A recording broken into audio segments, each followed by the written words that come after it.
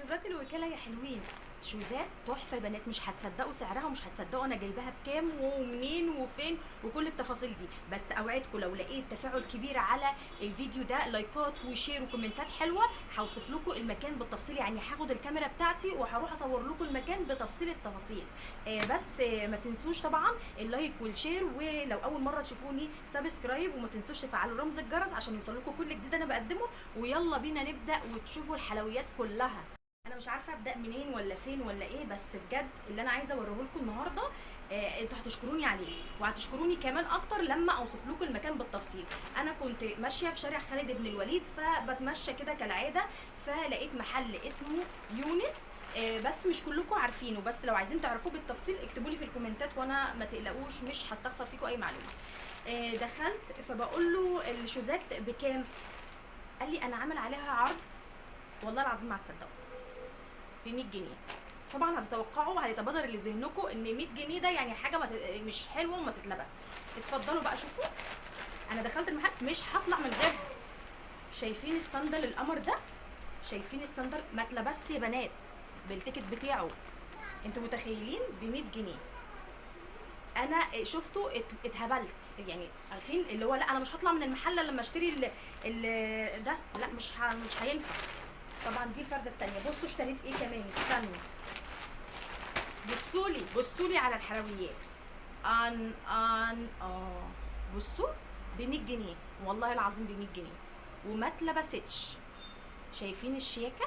شايفين الهيلز شكله عامل ازاي؟ الكعب انا بموت في الكعب ده جدا. شايفين؟ ب 100 جنيه.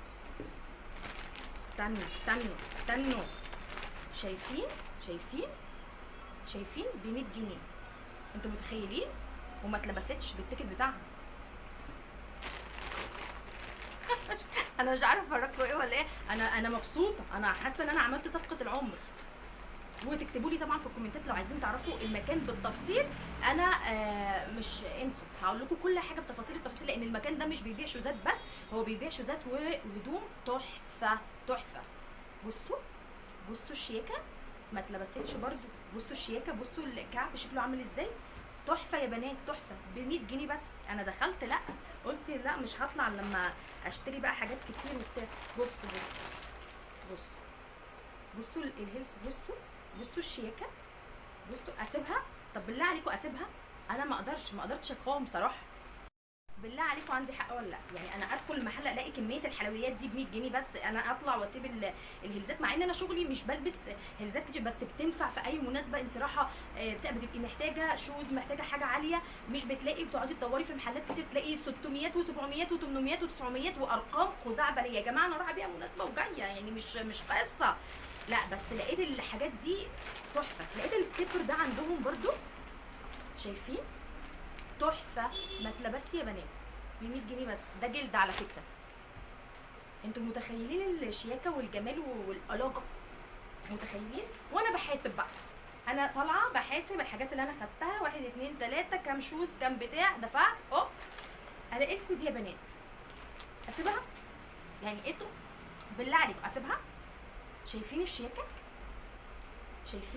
شايفين التفاصيل؟ شايفين من جوه شكلها عامل ازاي؟ ده الجيب، وجيب تاني اهو، والسلسله بتاعتها ما اتلمستش حرفيا. يعني بصوا حتى التيكت اهو، مكان البلاستيكه بتاعت اللي فيها التيكت موجوده. بصوا السلسله،